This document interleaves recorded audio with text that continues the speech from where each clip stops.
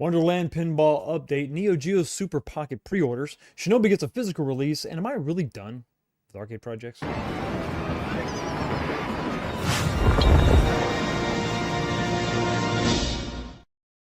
What's going on, everybody? Welcome back to the channel and another episode of This Week, the show where we talk about what happened this week in home arcades, episode 183, feeling a little bit nostalgic this week.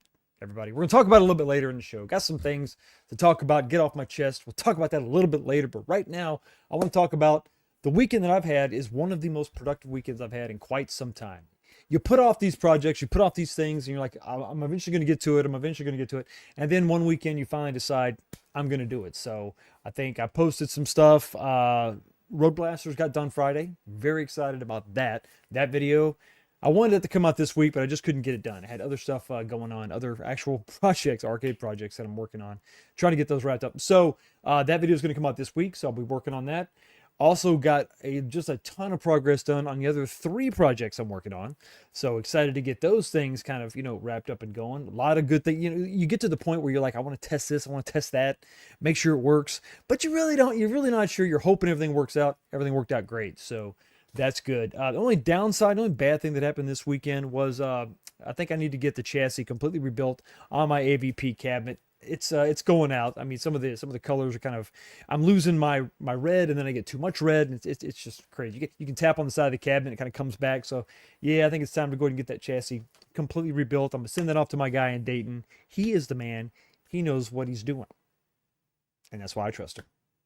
And then while he does that, I kick back and I have a drink. What are we drinking tonight, everybody? We're drinking Bullet Bourbon. Once again, I'm holding off on getting the Elijah Craig Toast, I think is what that's what Console Kits recommended to me. Holding off on that until a special occasion, which is coming up pretty soon. So my youngest son is going to be graduating high school, which means I'm basically done. So that's what you do, kids. You clock out and you're done. So you just lay around and do nothing. You get to quit your job and play video games because all your responsibilities are done. I think that's how that works. Pretty sure that's how that works. Maybe it's not how it works. But anyway, it's going to be kind of a big deal. Getting 3 kids through high school and out on their own is a pretty big deal. So that's coming up June 1st. So I'm excited about that. So I think I'm going to save that. And I want to include you in the celebration because it's a big milestone for me and the wife.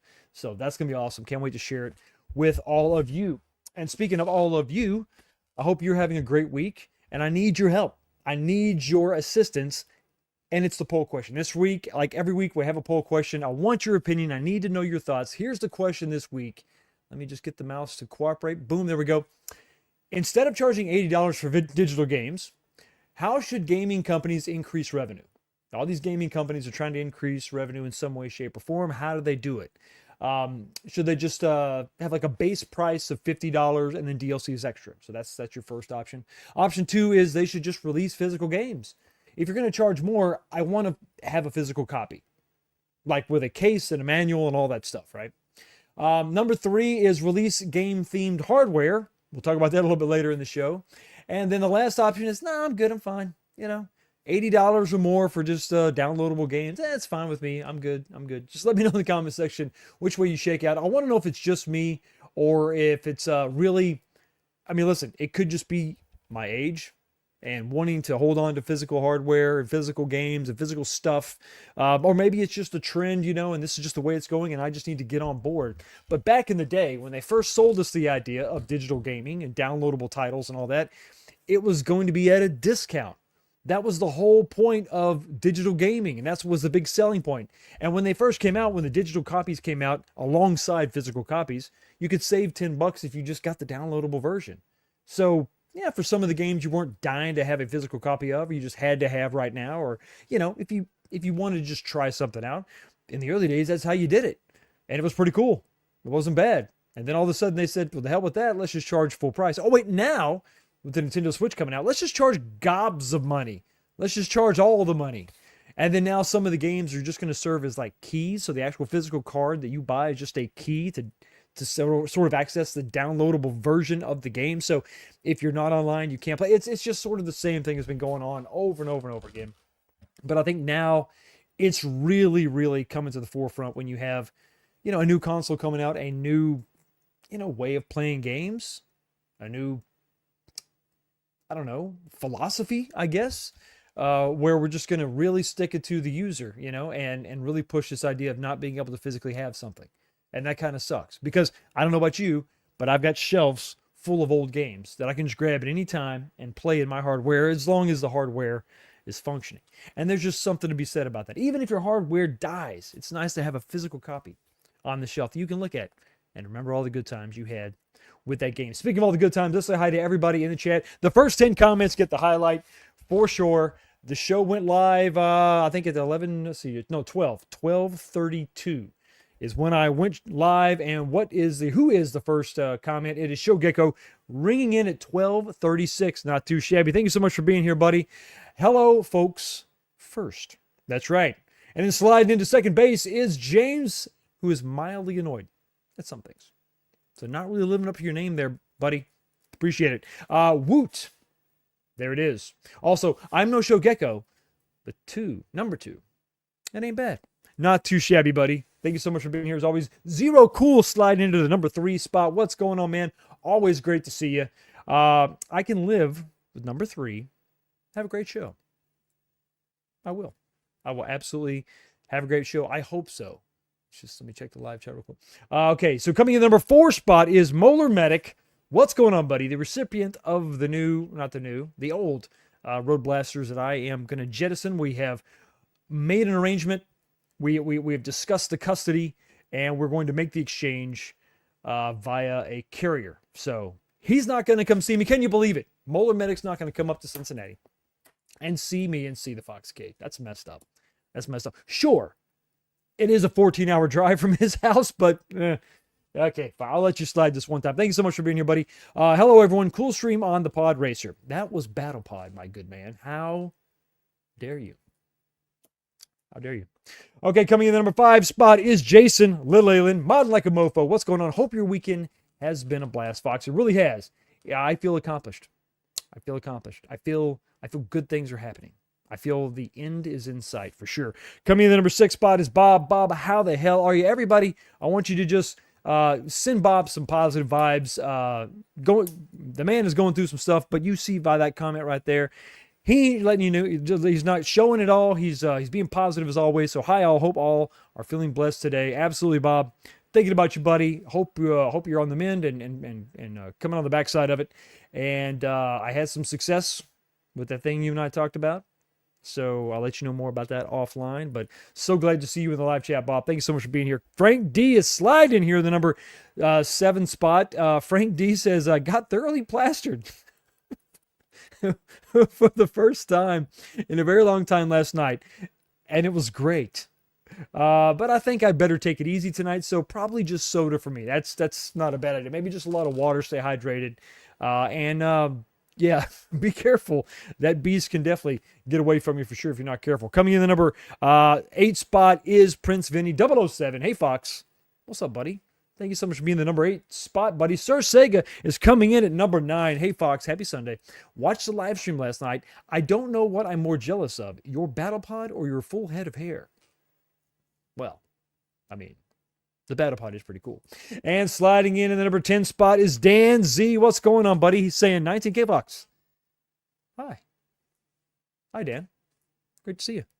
We also got Milkman Classic is also here. Mike Hawkhurts is also here. Kevin V. Clausen. David Dimmings. We got Video Game Vegas. Israel Gaming is also here. JJ. And 19K Fox is talking about, hey, check out my store. The new store finally got all swapped over. It is actually on the YouTube channel now. There was had to completely sort of flush Teespring out. I got a couple more deliveries that are supposed to be coming from Teespring. I want to make sure those things are wrapped up. And then we're going to shut it down. That store is done. So check out the new store and let me know what you think about it. Pluses, minuses, and any suggestions on different products. I want to hear what you got to say.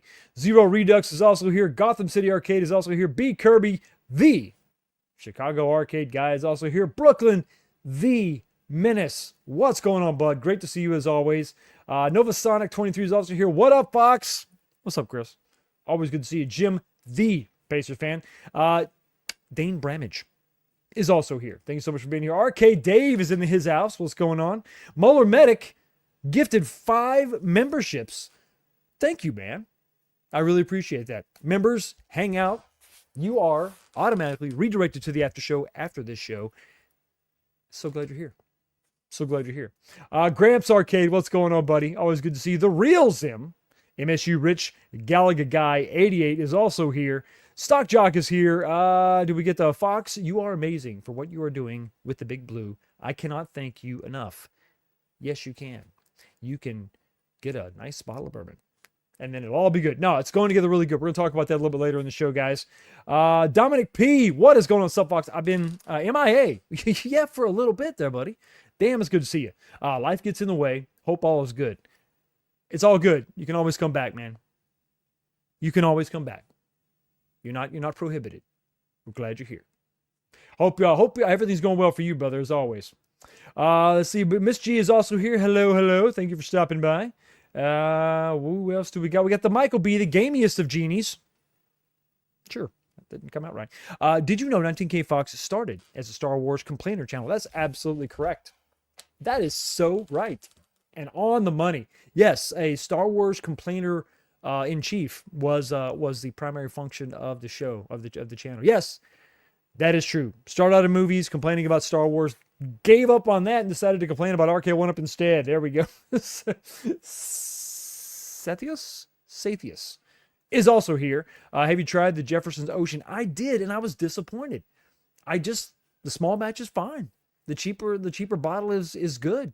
You can drink it smooth with it, not just, you can have it neat, and it's fine. It's surprisingly smooth for sure. Okay, we got I think everybody is also here. I think we said hi to everybody for the most part. Yes. Ski Bammer?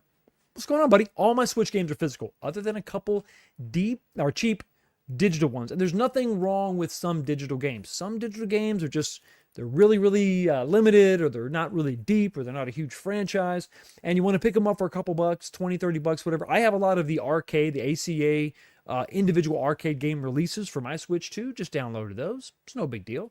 I'm not a digital hating channel, but I definitely prefer physical copies, especially when you're going to charge me a pretty penny. And speaking of a pretty penny, nothing's prettier than the pennies that are distributed by Twisted Gaming TV. The Twisted One is here. $5. Thank you so much for your super chat. What is up, my friend? Great to see you as always. Hopefully you're getting your hands on a new pickup.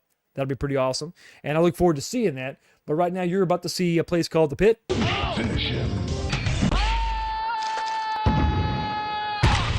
Melina wins. Flawless victory. Fatality. And we got another $5 super chat from the Molar Medic. What's going on, buddy? Thank you so much for your $5 super chat. BattlePod, my bad. Still was an awesome live stream. Granted, when I typed my comment, I was half a case into Miller Lite. Well, I can't fault you there, brother.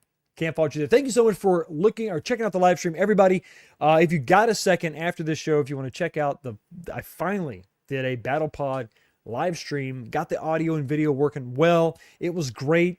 The only thing that was funny, Star Wars, Disney, they're really, really picky on some of the ways they can flag your video for copyright infringement. There are 5 spots that had to be removed from the video to keep it monetized. They're like little 10-second snippets. So if you watch the video and you see little jump cuts, that's not me editing at all. That's YouTube doing the bidding of the evil mouse. And yeah, well, it is what it is. But thank you so much. I was glad to get that done. Glad you watched it. Glad you liked it. Glad you know it's not BattlePod.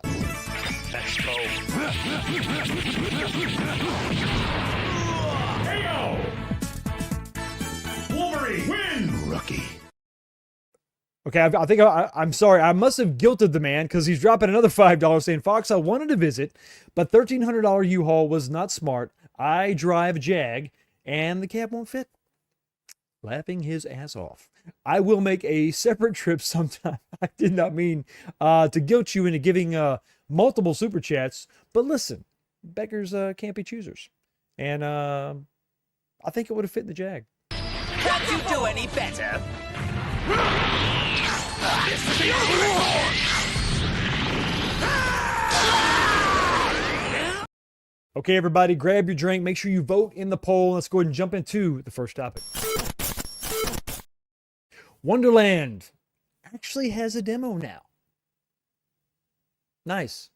A little bit late. They were at a convention. They were at WonderCon, and the DMD quit working. There was nothing to show. There was no power. There was no nothing. And it was underwhelming, to say the least. And last week, we kind of gave them a hard time. Well, actually, I don't think I gave them a hard time at all. I think it was pretty fair. Nobody is denying the passion behind the group that is putting this together. But listen, when you have people that are on the fence, you know, thinking about maybe putting some money in, you need to give them something. You need to show them something. And I thought that the focus of the entire project was wrong. It was more on the artwork side and the looks of the cabinet instead of the play of the cabinet. Well, now we have some footage. There's a video. You want to go over to the Wonderland Amusement YouTube channel and check out the full video. But I wanted to take I think it's about 1.5 minutes here. Just take a look at this, and then we will discuss. Play a single player game. I'm late, oh no! Also noticing I'm advancing a ball using the button. That will not be the case in the final version. Alright, so remember guys, first pass a game code. Where did that rabbit go? Skill shot.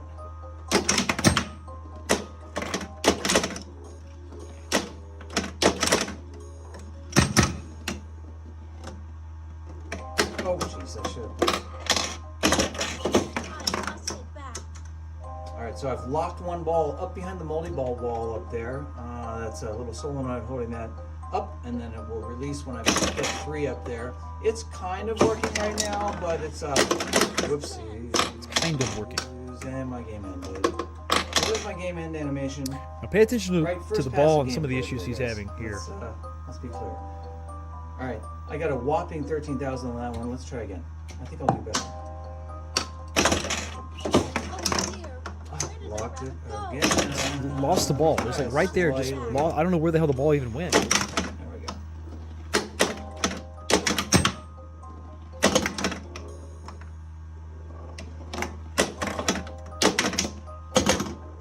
Really? You guys get to all make fun of me again. And I know Justin Console Kits just loves the fact that all these lights are the same color. Happy is trying to learn to play. Oh. It's his favorite.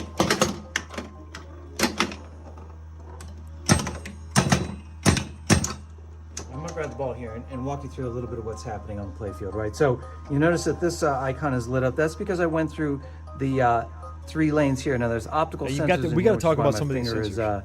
causing me to get some scores as I'm optical going sensors. through there. We've got leaf switches here. We've got leaf switches inside these. We've got a leaf switch in here. They're all a little sensitive at the moment, so sometimes they're triggering when they shouldn't. Okay, so that was probably hard to hear. And now this is an early build of the code. And Peter, I am never going to insult your pinball experience or your pinball playing skills because I have less than 0. I'm not really good at pinball. So I think all those things put aside, I think this is, even on a tech demo side, not that impressive. Now, I was glad to see that the DMD was actually showing some video and showing some cool intro video and stuff, and all that's good, you know. But that kind of goes back to what I was talking about before last week about sort of the art and the look of the cabinet, which needs to be there for the finished product. Don't get me wrong, but that appears to still be sort of the focus, because when you talk about the mechanics of everything else going on, there still seems to be a lot of things that are happening on the playfield that are unexplained. Not really sure why some of the things are happening the way they're happening. So, oh, Justin, let me bring you in on this for just a second. The ball isn't getting stuck in the back. It's ball lock for 3 multi-balls, but he makes it sound like it's stuck. Okay, well, it's just a ball lock. I mean, but I'm referring to the first shot right off the bat. As soon as he launched the ball, when he started his second game, it was just I guess it was locked in ball lock right off the bat. I'm not sure.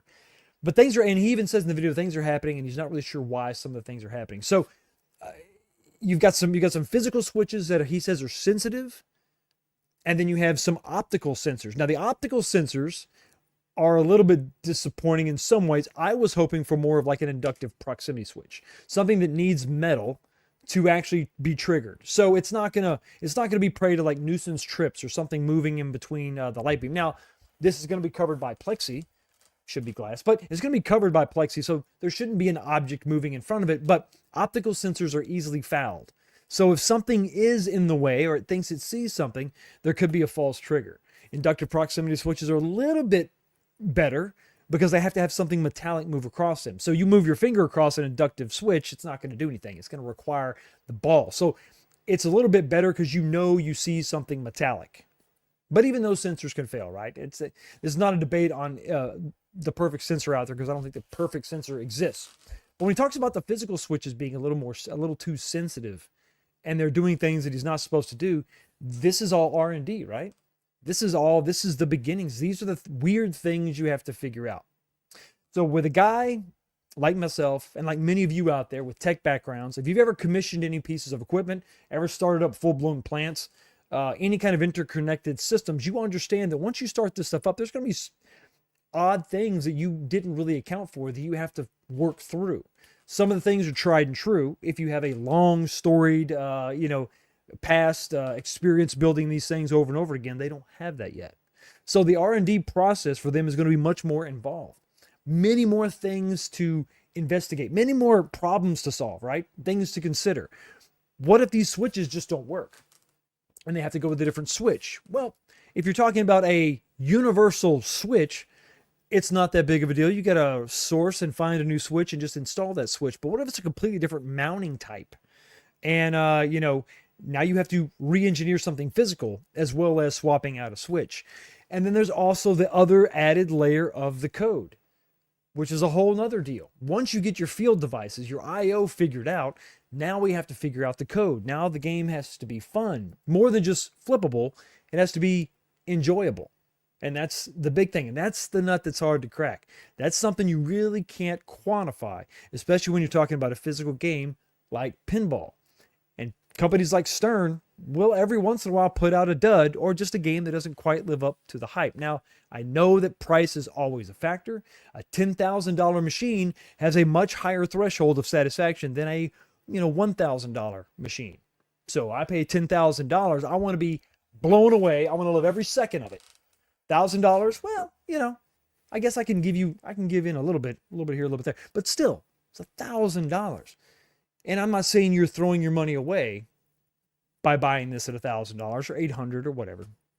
I think you're going to have a decent experience, but I think you need to have something that's enjoyable and you need to have something that's consistent. And that's the thing that you really have to do. Once you do all this stuff and you figure out your sensors and you figure out your code and your gameplay modes and all this stuff, now you have to run this. You need to beat the hell out of it, torture test it, and know that it's going to stand the test of time. Know that it's going to stand up. And if something does fail after a torture test, you got to source another part to make sure that that's going to take the beating, take the abuse. And that's, like I said, and then that's going to cause a little bit of re-engineering. Like there's a lot of things to consider. And I'm not trying to downplay the task they have in front of them because I think it's a monumental task. I think that I'll agree with the Super Game Room dudes when they said that this was rushed. This is absolutely rushed. I think that I'm not the one with the money that has to put it on the line. I get that. But I think you're rushing to market a little too soon. And this is a problem with giving yourself sort of these artificial deadlines, is that I think that everybody would rather wait for something to be ready than for you to hit an artificial deadline. Because, now that you've put that out there, now we expect that. We expect you to make that, and we expect you to have something that's good. And it may just be too much for anybody to sort of rise to that occasion and meet that need or meet that standard. That's tough. But other than that, the game, it looks good. Flashing lights notwithstanding, I know maybe it's sub-optical. That's crazy. I don't even think that's a thing. That's insane. But you know what is the thing? A $5 super chat from G Force Guy. Thank you so much for your $5 super chat, brother. Curious, What are your thoughts on Switch 2? If you are planning to buy it, what would be your absolute max pre-order price? Here is my philosophy with gaming consoles. Since the PlayStation, well, since did the PSP or the PlayStation 3 come out last? I think the PSP came out after the PS3. It did. That was the last console that I pre-ordered. I think. Did I pre-order anything else? No. That was it. That was the last console that I pre-ordered because after the PSP, my kids kind of took over, some of that stuff, and they moved up in the pecking order, right? So they would get stuff, pre-order stuff. I'm not really big on pre-ordering consoles because of the barrier of entry, the price, and the fact that the last console tends to be pretty good for a little time into the life cycle of the next console. I didn't get a Switch until the OLED came out, and then I got the OLED Switch. So I waited. I wasn't the first, but I got the better Switch, and it's still doing great now, and it's going to be great for a while. So and maybe it's just a demon I exercise, GeForce. I think that there's a lot to love about the Switch 2. I mean, you go bigger, that's always better. The Joy-Cons are going to fit in your hands a lot better. There's a lot to love there. The backwards compatibility, is it emulation? Is it not? I don't know. I'm glad that it's there. I'm just happy they put the damn charging port on top of the Switch. But as a pre-ordering, I'm not going to pre-order. I'm going to wait. And I think that a lot of you should. You should wait till at least they get the damn game thing figured out. You don't have to be first. But, in the infamous words of Ricky Bobby, if you're not first, you better be prepared to be last. Finish him. Shinobi wins. Flawless victory. Fatality. And when I get going, I got to keep going. I sure as hell can't stop it. $1.99. Thanks, Chris. Appreciate you, buddy. Let me give you something. Where is it at? Oh, here you go.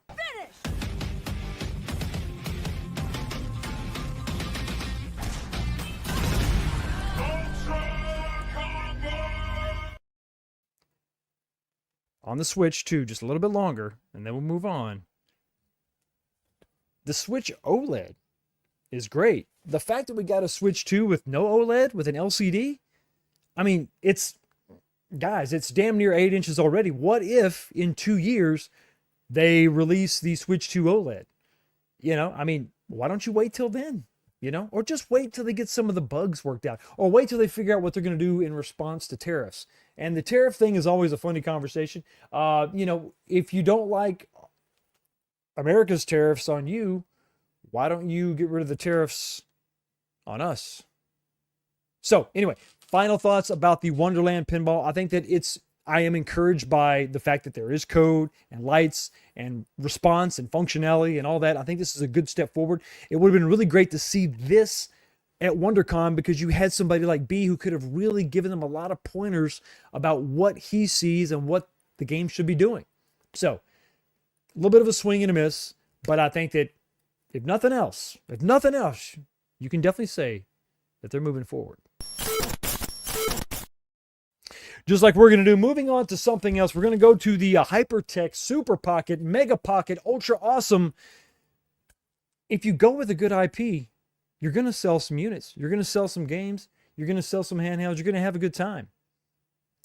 And you know what else is a good time? $1.99 Super Chat from Twisted Gaming TV. iArcade is dead. 1UP is dead. Wonderland is next. Well, you have to live before you die.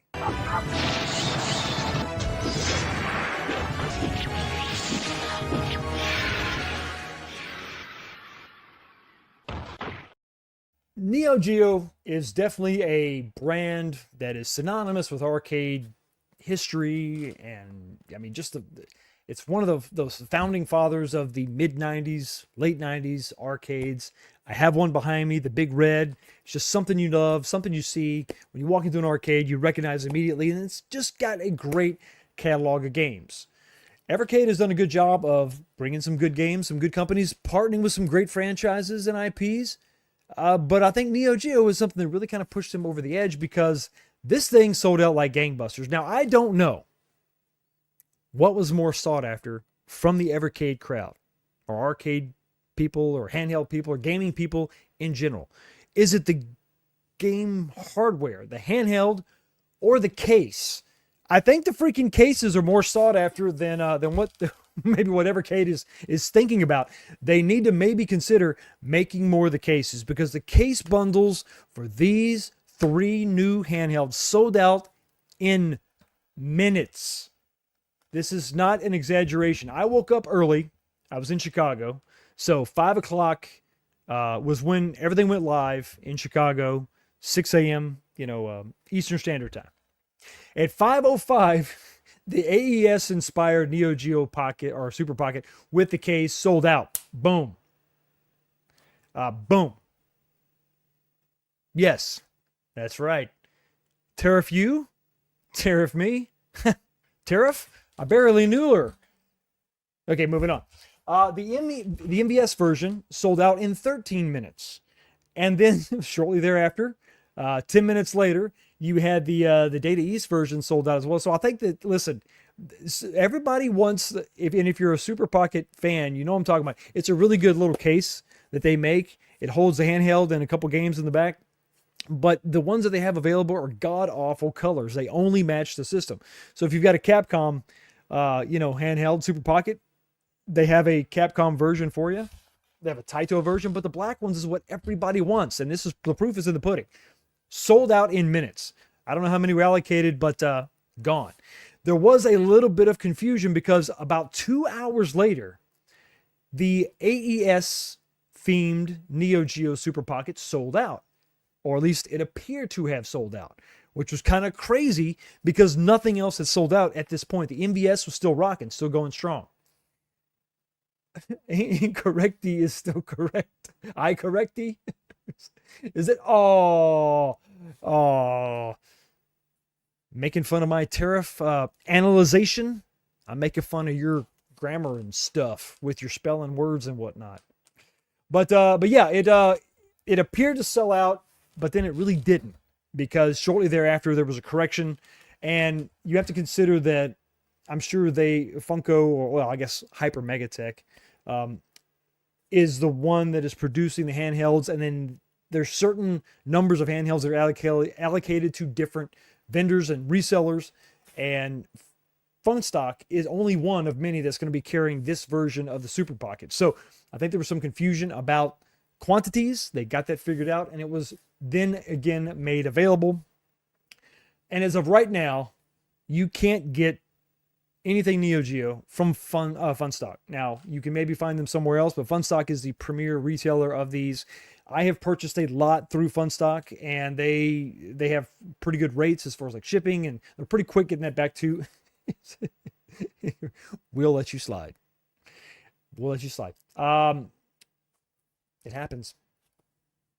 The FOMO. It's gonna get you. It's gonna get you. So yeah, as of right now, you can't get a NeoGeo from Funstock. There may be a few out there, but you're only gonna be able to find the AES version. And the Data East is still available. If you love mustard, if you love mustard color schemes, this is the handheld for you. I think it's god awful. So ugly. Man, that was rough. I don't know what they were thinking there. I don't know. I'd talking about Data East drawing the short straw, but I mean, I don't know why. Why couldn't we get a Bad Dudes theme? Well, I know Burger Time, I guess, is the marquee title on that, but even Burger Time, blue and mustard. I don't know. Maybe green, but I don't know. The mustard was a bad choice. So what was I gonna say? Oh yeah. So that's that was the latest and greatest as far as what happened. Now, what did I get? Well, I'll show you what I got right now.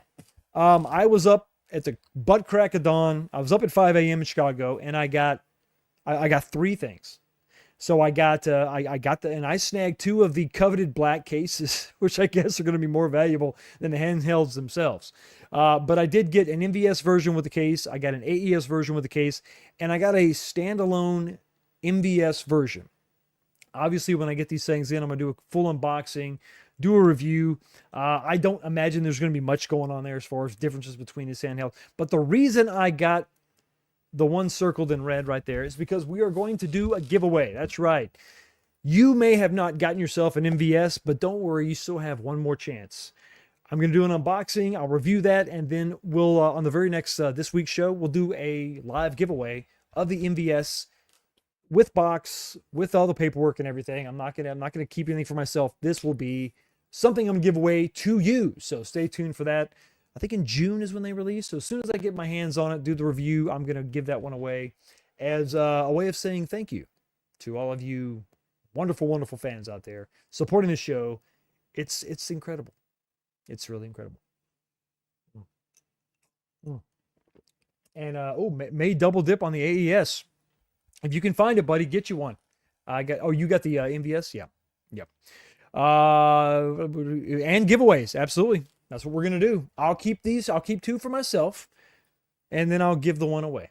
Because that's the kind of guy I am. But I think it's going to be a lot of fun. I can't wait to check them out. That wild-ass red color scheme is great. And it's funny. It's exactly what I told Unico that they should do. It's exactly what I told them to do. And, you know, the proof is in the pudding. 3,000 of these sold out. At least that's what we know for sure. 3,000 of the MVS versions sold out. An argument could be made. And a lot of people I heard on other live streams say they actually like the black one better. And listen, it's kind of hard to go wrong with black. The black and gold is pretty cool. And, who knows how many. I would love to look at the sales data to see which one sold most. But as far as as of right now, because for them to actually sell out of the AES, which was not a limited edition console, makes me think that they probably sold a whole hell of a lot of those. And, a solid black console is, it kind of blends in. Some of these other loud colors maybe just didn't appeal to a lot of people. And so that's something I would love to know the numbers there. But if Unico would have done something like this with this Game Boy style layout, and I wanted the 4 buttons in the traditional shape and arch that we saw on the MVS, and for God's sakes, give us a red handheld with some kind of branding. And it's funny, they didn't do that. And I was told they couldn't do that. They couldn't include MVS licensing on their handheld. Is that because Evercade already had that locked down? Perhaps, maybe. A lot of good games on the handheld for sure. I'm looking forward to getting my hands on this and then getting the cartridge itself. The cartridge has some good stuff. You have Shock Troopers on the cartridge, but Shock Troopers Second Squad on the actual handheld. I'm a big fan of Shock Troopers, so I got to get that. Also, you're going to have Metal Slug 1, I think, is on the cartridge, and Metal Slug X is on the handheld. So lots of Metal Slug love. I love the list of games that they actually had for the handheld. It's a nice little variety, it mix it up a lot. I think that we talked about, well, maybe they'll have a cartridge just for NeoGeo. I'm sorry, Metal Slug, and then like Samurai Showdown. I like what they're doing better. Give us a mix, and you could probably put out 2 or 3 or 4 or 5 freaking. I guess we had 6 games per cartridge. You could spit out probably 5 or 6 of these cartridges with the number of games they have out there. Now, I don't know if they have licensing agreements for all that stuff, if they have access to all that stuff, but just with what we've seen so far, we're getting one of the King of Fighters. We're getting Metal Slug. We're getting Samurai Showdown. We're getting the King of the Monsters. I don't know that we're getting we're getting 2 Sengokus, which is pretty cool, or 1. No, I think we're just getting 1. I'm a fan of the second game, but to each their own. I didn't see what did I not see? I didn't see Fatal Fury, which is kind of curious. Maybe that's going to be on the second cartridge. I don't really know. World Fighting or Art of Fighting, I didn't see that either. And World Heroes, I don't think I saw that either. So interesting that, but I think that's probably because they're trying to mix it up, not just all fighters, which is difficult to do because NeoGeo is mostly fighting games and wonderful fighting games. And sadly, no Son Goku. That would have been great. Sengoku. Rengoku? Yes. Mm-hmm. Yeah, Magician Lord. It's good to see that one on there. While the black did actually sell out again after Chuckles Now. Yeah. It's awesome. Yeah, I think it's really good. I think it's it goes to show you that NeoGeo is a great freaking. Oh, well, here we go. Fatal Fury special is on it. Okay, cool. Goku is Baby Yoda. What the? No, no, that's not the way that works. But Grogu, that's Grogu. There's so many goes and grows and G's, a lot of G's going on. No, that's not the case.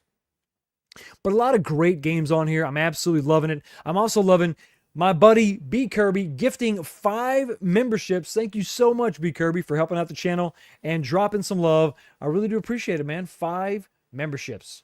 Gotta love it. Gotta give you something. What haven't I played yet? Here you go. Finish him!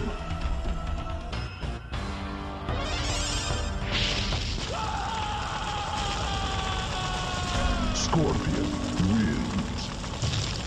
Fatality.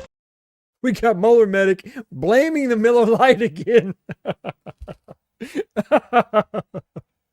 Oh, that's awesome. I love it. So yeah, I'm excited about this, and it does kind of talks, it's going to lead into the next topic we're going to talk about, but the physical versus the download, the digital. I think everything has its place, everything in moderation. So digital downloadable titles of some games is fine. If you just want a quick fix, if you just want to have a complete library on an SD card in your system so you can take it everywhere, I understand that. I get that. That was a lot of the appeal of the PSP back in the day. That's what I wanted to do. I had a couple physical games, but I was like, man, let's just download them all. This is great. This is exactly what you want. And it definitely lends itself to more of a portable form factor. So you're talking about this, this Super Pocket. That's kind of the opposite of what they're doing, bringing back the cartridges, and that's fine. That's good. And I like it. One thing I didn't like is the lack of an alpha. I guess it wouldn't be an alpha. If they made a countercade for NeoGeos, it would probably be something else. It would be called an alpha, but maybe it would be, I don't really know. But I would love a little big red shaped SNK NeoGeo, big red inspired, little countercade. I would love that. But I would really love, and I don't know if this is going to happen. I don't know if financially it makes any sense for them, because you can ship an alpha or a countercade type device. You can ship that fully assembled. And that's reasonable. But I would like to see them, dip their toes in a 3/4 scale pond. And I would love to have a cartridge. You can have a full size cabinet with Capcom or NeoGeo or whatever. Yes, Little Red. You could do that. Call it Little Red. I'm not going to be mad at that. But I would like to see a bigger cabinet with the cartridge slot. It's the thing that we all talked about when we were talking about Arcade 1-Up and what could their next thing be, downloadable titles, expanding the library and all that, because you get to the point where it almost defeats the purpose of what it was intended to do originally, which was to have smaller arcades, in a house that maybe couldn't accommodate a full-size arcade. But you get to the point where you can only buy so many physical 3/4 scale cabinets too. Same problem. So this would kind of be a really cool niche title, or not title, but a niche product, and still compete in a 3/4 scale market that may be dying. I don't really know. Arcade 1-Up's not doing much to establish it and maintain it and keep it going and keep it thriving. But maybe Basic Fun will do that. I don't really know. It's unclear at this moment of time. But you know what's going to clear the skies right now? A $5 super chat from Bush and Ryu Cat. Thank you so much for your $5 super chat, buddy. Really do appreciate it. This year, I only care for what my arcade is doing. My list: July, the Outrun Mini Player, Pac-Man, the Micro. August is Pinball Mini and Game Station Mega U. Absolutely. I'm curious to see what they're going to do. I liked what they were offering with the Pocket Players, the Pocket Player Pros, and then coming with matching cases was cool. I'm hoping that they'll bring that countercade type device to market. That would be interesting. I'd like to see that. That bigger handheld with the 8-inch screen would be awesome. I'm really interested more in the Capcom version of that to see how that plays. That would be really cool. I don't know. I'm really waiting to see, cautiously optimistic what my arcade does. But it could be a good year for, retro gaming maybe, but maybe it could be an awesome year for handhelds in general.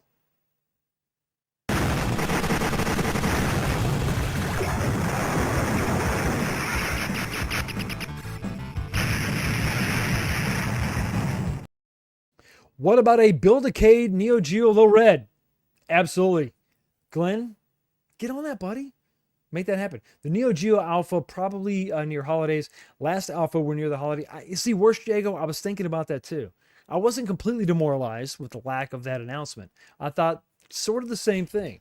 And I just love this idea of this little countercade with these 4 little marquees to mimic the Big Red, and just have those speakers instead of facing out, you could actually have them above the marquee, blasting right in your face.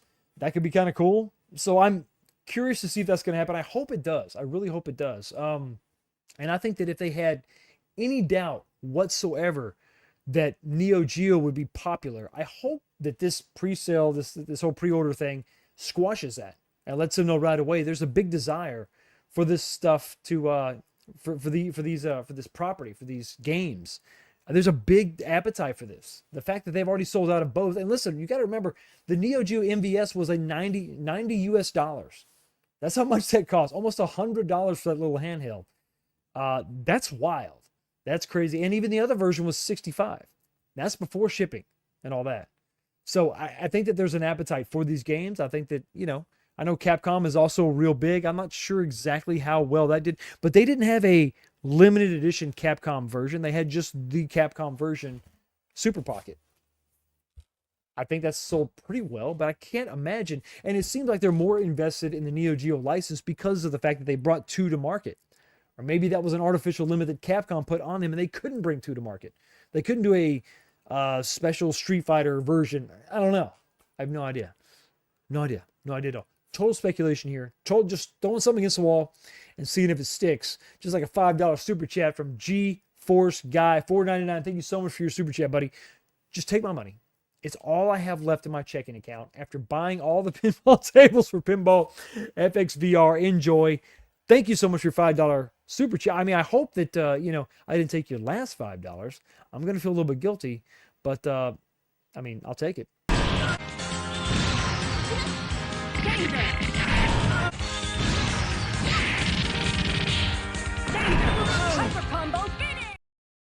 So I'll take a look at the latest and greatest from Gen X Gamer. He's pretty awesome. He's really close to that company, and he's got some inside knowledge for sure. We got to talk about this FX VR. I know it's worth it, but that's digital. That's not physical. You can't touch it. You can't feel it. But then again, it gives you access to something that most people don't have access to. Sometimes you can't go to a physical arcade and play games. But you can do it from the comfort of your own home. Fox would absolutely love FX VR. I think at this point, I am on principle not going to buy it. Just kidding. I got other stuff to do. But once I get that done, I'm going to probably explore some VR. But I don't know, guys. Come on, man. I like the physical world. We buy physical stuff and put in our physical arcades. But maybe when our physical arcades run out of space, maybe, just maybe, it's actually time for a little VR. Because it's not VR-related content. Sorry. But let's move on to the next topic. And the next topic is going to be much more physical in nature. More touchy-feely. And let's talk about, this actually is not the latest and greatest. This came out a couple weeks ago. Limited Run's announcing that we are going to get a physical release of Shinobi. Like I said, this came out on the 26th, so it was actually the week before last. So this is not, this is the week before this week. The week previous? The week prior? I don't know. But I'm excited to see this coming from Limited Run. Let's go ahead and read what they said. On a quest for vengeance, play as the legendary Shinobi Joe. I love it. The first name of the legendary Shinobi is Joe. Hi, Joe, legendary Shinobi. In the upcoming 2D action platformer. Stay tuned for the future details on the upcoming physical release of Shinobi. And I can't wait for this. It's not on their store yet. You can't pre-order. It's not even on the coming soon section of the Limited Run Games website. But I'm excited that we're going to get a physical copy of that. And I think there's something going on. Limited Run and Sega have a relationship. What am I talking about? Well, they currently have a game from 2016 available. Yakuza 6 available. You can get a physical copy of it on Limited Run Games. So you can check that out. That's been available for a little while. It's still available right now up until April 6th. Yeah? No? Are we done? Yep, today's the last day. So if you wanted one and you didn't have one, you still got some time. Clock is ticking for sure. Go online and check it out. Also, they have not a Crazy Taxi game, but a lot of Crazy Taxi merch. I mean, tons of stuff. I saw this and I'm like, oh crap, that's awesome. They've got they got a Crazy Taxi physical copy. I can play that on PS5. No, not yet. Just a bunch of swag, which I mean, I love Crazy Taxi. I have an actual Crazy Taxi here, but it kind of makes me think that maybe they got something going on with Sega, and I love every second of it because Sega has a lot of great games that are coming out. Remember, they had that whole press release talking about their future slate, reviving these old franchises. I think a new 3D version of Streets of Rage was discussed or shown. No, it was actually shown off. Some of the footage that we saw that was shown off. Crazy Taxi 2, or not Crazy Taxi 2, but Crazy Taxi also. Or Crazy Taxi 3 would be the way to go there. So that's going to be interesting. I hope that means that we should absolutely get some physical copies of these games. Fingers crossed. I hope. I'm excited about that. Really jazzed about it. Almost as excited as a $5 super chat from Kevin the Clausen. What's going on, buddy? Sorry, guys. I can't support Fox anymore. We were supposed to hang out today, and Fox canceled and said he is busier than a cucumber. I feel dirty.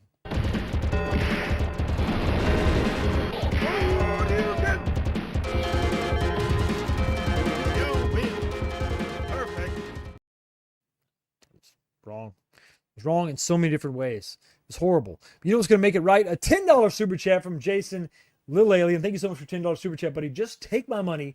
It's all I have left in my check after costly and intensive therapy, moderating for years.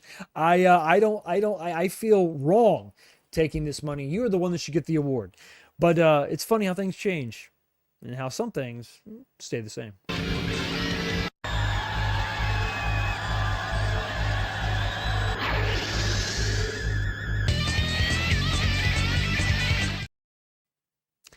You're wrong, Kevin.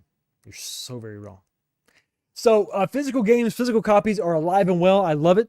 I dig it. Almost as much as a $10 super chat from GeForce Guy. $9.99. Thank you so much for your $10 super chat, brother. I borrowed money from mommy to tell us this. Pinball FX VR allows you to put the pinball tables in the physical world right next to your real arcades via augmented. Are you talking about wait, hold on. This is augmented reality? It's not aware of this feature. It's amazing. Also, can I borrow $10? Yes, you can absolutely borrow $10. Here's what you need to do. Go to Zelle and then type in.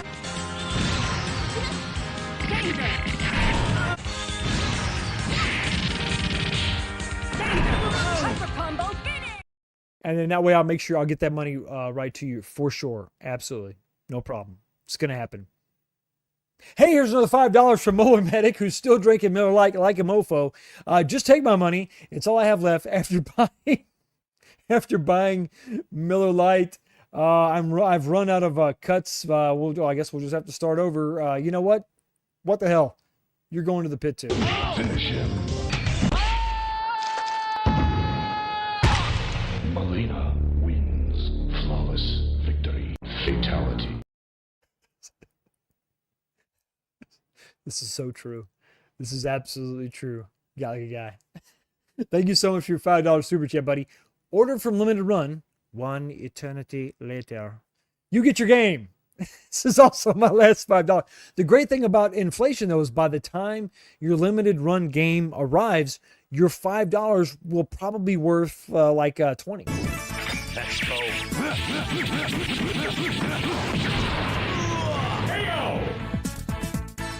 Wolverine win. Rookie. Absolutely I love this community.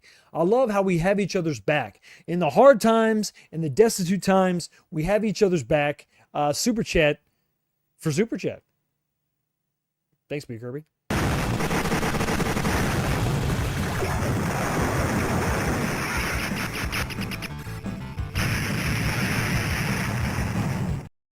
So yeah, I think that I love the physical copies. I love that.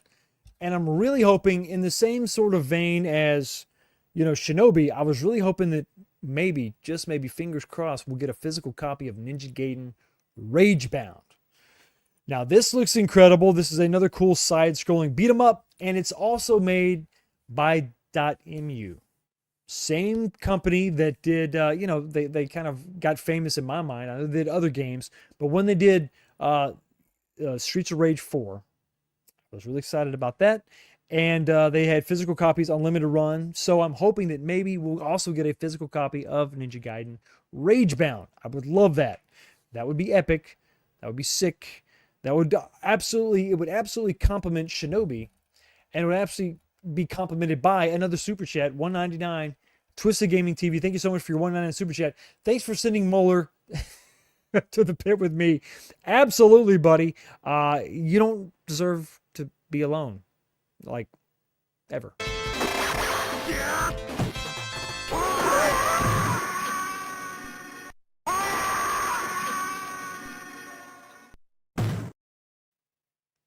Nah, we'll let him slide. So yeah, so physical copies are still alive and well. I'm glad we're getting a physical copy of Shinobi for sure. I love the Sega partnership. That speaks well. I think that sends some good vibes out there, thinking that maybe, just maybe, we're going to get physical copies of other Sega games, like the new Crazy Taxi and all that would be incredible. Now, bear in mind, if you get this for Switch, I don't know how that's going to run on your new Switch 2. So maybe, I don't know, guys, maybe, just maybe, we hold on to our Switch 1s just a little bit longer. Okay, we gotta get real. Gotta get serious. Talk about some serious stuff. I said at the top of the show that I was feeling nostalgic. Because I had a great weekend working on some projects. I'll give you a sneak peek of what's going on behind the scenes.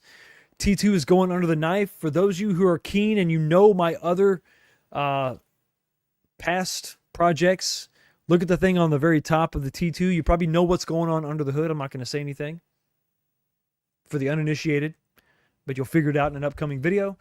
Doing some mods on that. You'll see my my Attack from Mars at Games 4KP behind it, stripped down, no legs. What's going on? That's going to be coming in another video. You can see my pedestal is making a hell of a run here. It's really coming together. It's been slightly modified. We got new buttons. I've got a brand new trackball coming. I thought about it. I said, you know what? If I got new buttons, and if I want this thing to if I plan on keeping this thing for a long time, which I do, and you can upgrade the PC and all that, let's just get a brand new trackball. So I ordered that today, and that's coming. But you can see new artwork and stuff. I'm making great progress on that. I can't wait to show that off to you. But working on T2, it got me thinking. Really got me sort of in my feels, if you will. It's probably the last arcade 1-up I'm gonna mod or build at all. And then I started thinking broader about like 3/4 scale arcades and gaming and the whole scene and the whole there's a lot of people that still have their arcades and they're still in it, and they're still we have new people coming on the scene all the time that are in this, and they're building their 3/4 arcades, and I think that's awesome, and it's great to see this hobby continue. But as far as myself and what I've been doing and where I've gone and all that, my first video I did on Arcade 1-Up was January of 2019. My first mod video was January of 2020.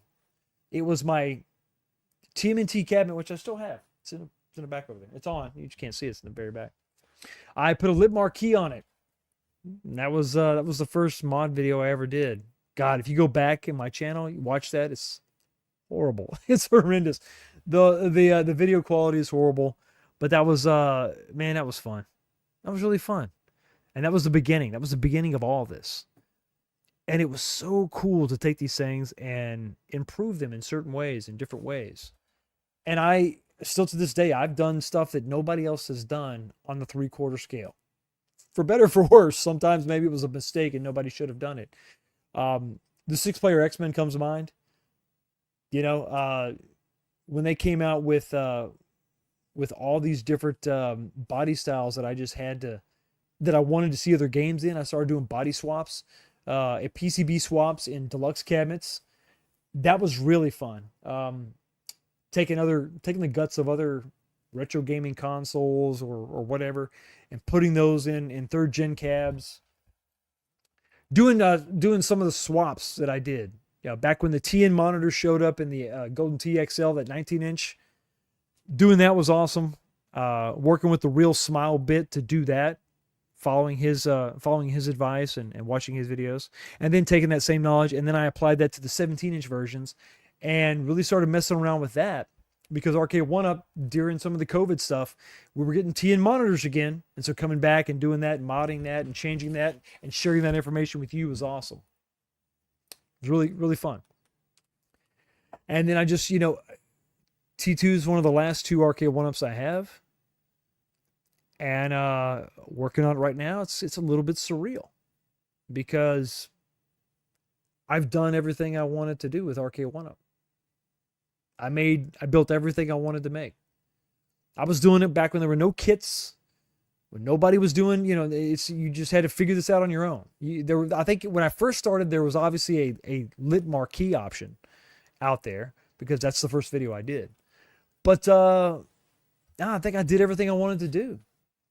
I built every arcade I wanted to make on the 3/4 scale size. I mean, I did some wild stuff, and I'm putting everything I got into T2 right now to make it the best at that size. And I'm partnering with a bunch of great people, a great group of aftermarket third parties, guys that are out there that are making great stuff for these cabinets. And it's kind of surreal when you think about buy stuff and their drop-in 19-inch replacement. God, what we would have done for that when we first started, back in 2018, 2019, 2020, that 19-inch drop-in replacement would have been incredible. It would have been awesome. Really cool. And, working with Angel to make some of those first original marquees. He helped me design the 6-player Arcade 1-Up marquee. He actually did it for me. I said, hey, listen, here's the dimensions. What can you come up with? And that was a lot of fun, dude. That was a lot of fun. But you think back to it. Think about all your favorite content creators, what they did back in those days. It was awesome. It was a lot of fun. Like I said, I swapped the guts out of multiple cabinets to put them in those better Capcom deluxe cabinets. That was a lot of fun. Made some one-offs that were just tons of fun. But working on T2, I just realized this is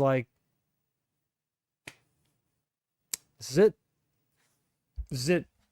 And then looking at the AtGames 4KP, I've got some mods that are in progress. And when that's done, my video is going to include those mods. But they're limited. They're not crazy. And I think when you look at my full-size arcades, my passion is more of a restoration. I'll do some slight mods. I'll do some things like on my Outrun 2 where some of the graphics never existed. I'll create new graphics to kind of make it look a little bit better, make it pop a little more. I'll put a Unico monitor in a cabinet that had a CRT, even though some people hate that. I'll do that. But I think that's going to be the future as far as what I'm doing. Like moving forward, working on full-size arcades and all that. But the 3/4 scale time, my time in the 3/4 scale hobby, I think is coming to a close. And it's something I kind of realized, like I said, I'm working on T2. I'm not going to mess with Turtles. I'm not going to mess with that. And then I started thinking about the other companies out there that are 3/4 scale. What are they going to do? Basic Fun is probably going to come out with something kind of cool, and I'm interested in the WrestleFest. But am I going to take those cabinets and mod and change and do all this stuff and start all over and go down that road again? I don't know. No, I do know. I'm not gonna do that. And then my arcade is pretty full of bucket list cabs. And I'm grateful for this. I'm grateful that Arcade 1-Up got me back into the arcade hobby and ignited my passion again. And I'm always going to keep a couple of them. But as far as modding and projects of the Arcade 1-Up 3/4 scale, I'm not interested anymore. Not really. You know, maybe pick one up, maybe check it out, maybe. But I don't think so. I think the ship for me personally is sailed. And I think everybody has their own they're on their own journey. You're doing your own thing.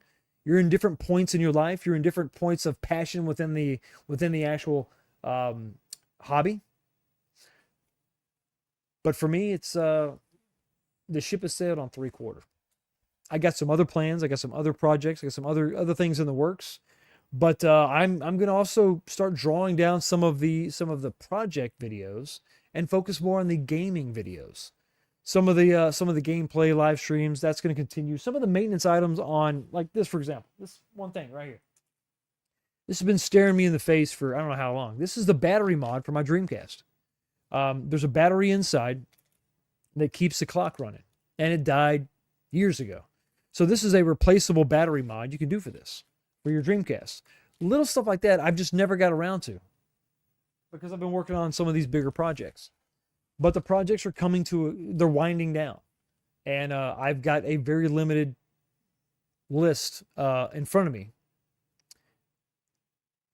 But it does not include 3/4 scale stuff.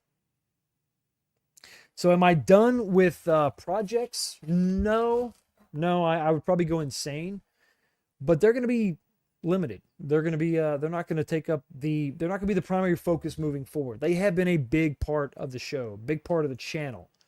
But that's winding down. No new arcades are going to come. No new full-size arcades are coming into the arcade unless something leaves. And I'm not at the point where I'm willing to make that sacrifice yet. So the videos are still up.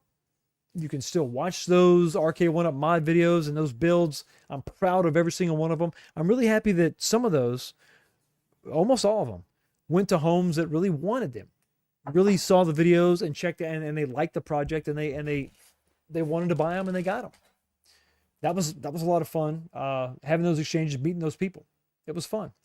But for me, T2's it. T2 is the last one.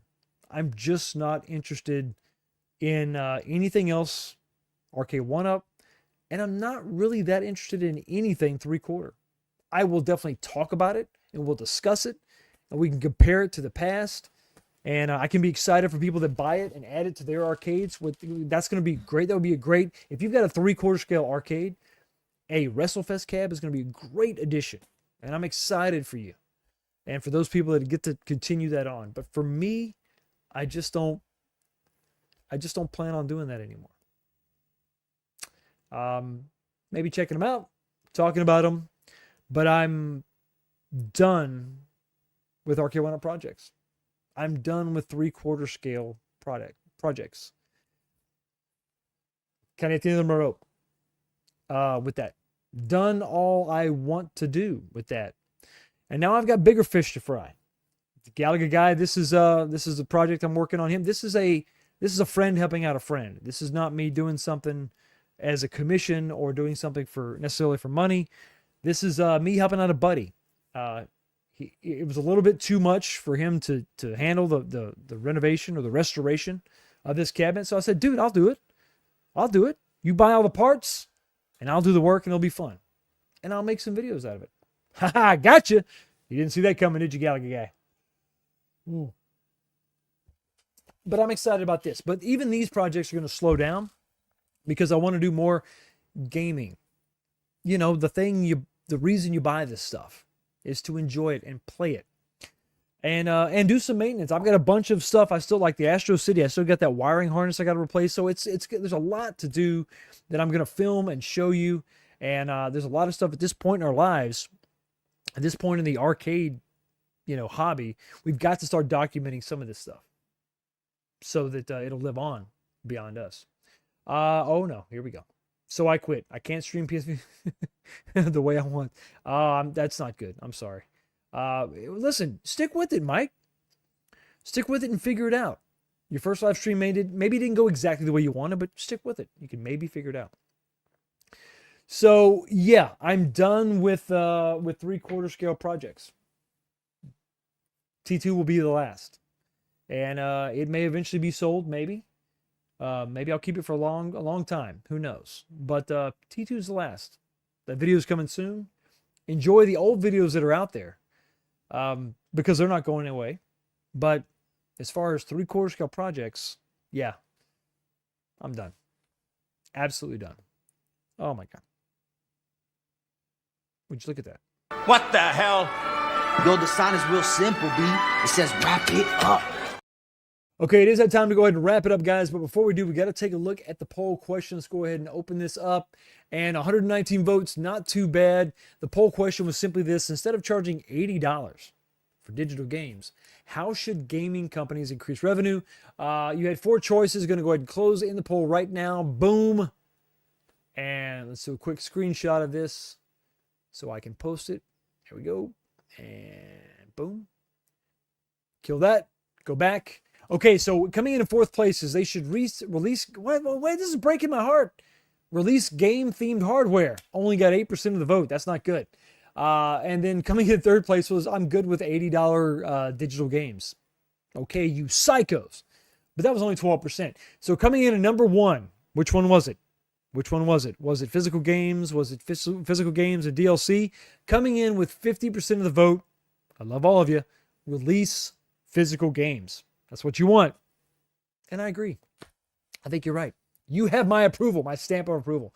And then coming in 2nd place was a $50 game maximum, and then DLC is an option. I like that too. I think there has to be some kind of control, some kind of, you got to put a cap on it. You got to put a top on that. You can't just let it just go out of control. So $50 and then DLC for all the other stuff. That's fine. I have no problem with that. But yeah, release physical games. If you want to give somebody a reason to pay a little bit more or just feel satisfied with purchasing anything at all, give us something physical. It's the right thing to do. Let's get physical. And let's also get $5 from Prince Malcolm. You said gaming. Make sure you hit up .mu with a game suggestion for them to revitalize or make a sequel. Imagine AVSP2. I did.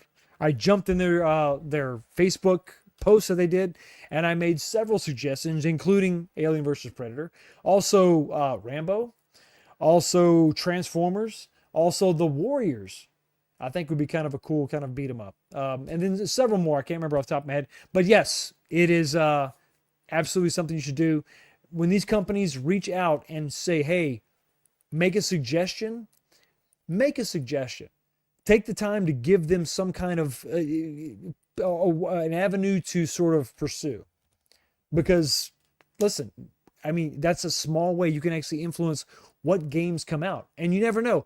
What you want may actually be what everybody else wants. Finish him.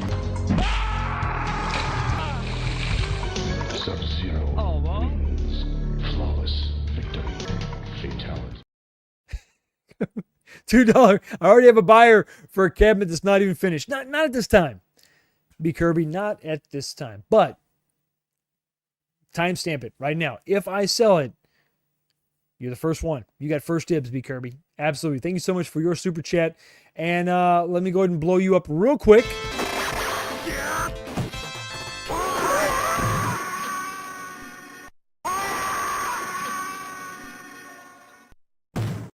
And let me thank everybody else for watching, subscribing, liking, commenting, all that stuff.